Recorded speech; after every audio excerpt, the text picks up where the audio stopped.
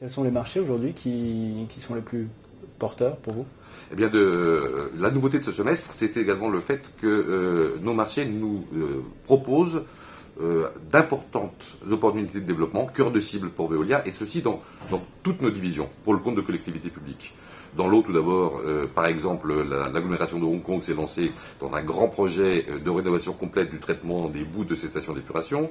La ville de Lille rénove complètement ses infrastructures d'épuration. Certaines capitales européennes s'interrogent sur l'intérêt pour elles de recourir à la gestion déléguée, c'est le cas de Bucarest et même de Madrid. Dans la propreté, les autorités britanniques ont décidé de progressivement bannir les décharges pour le traitement des déchets et donc poussent les différents territoires à construire des filières performantes, modernes de traitement des déchets avec du tri, du recyclage, du compostage, de l'incinération et de la méthanisation. Les régions allemandes, les Länder, ont décidé de renforcer sensiblement l'offre de transport ferroviaire de voyageurs.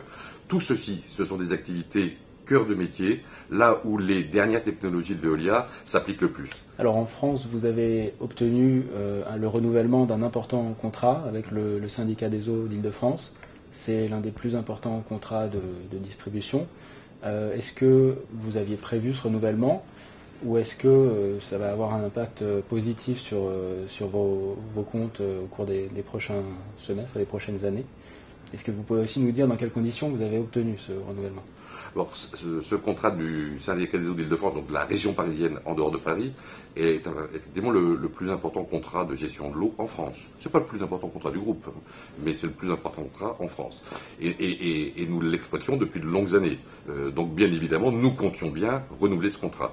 C'est un contrat emblématique parce que c'est celui sur lequel nous avons testé pendant de longues années nos meilleurs savoir-faire, nos meilleures technologies. Il nous a servi de vitrine pour remporter d'importants contrats à l'étranger au cours de la dernière décennie.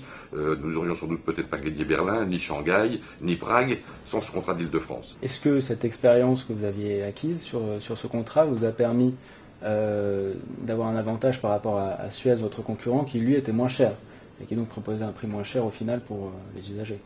Je ne connais pas précisément le prix de mon concurrent parce qu'on ne le connaît jamais tout à fait. Ce que j'ai entendu dire de notre client, c'est qu'il avait choisi la meilleure offre technologique et l'offre la moins chère. Donc je pars du principe que nous devions quand même être un petit peu moins cher que Suez quand même. Chaque fois qu'il y a un renouvellement de contrat de gestion déléguée, le prix de l'eau baisse.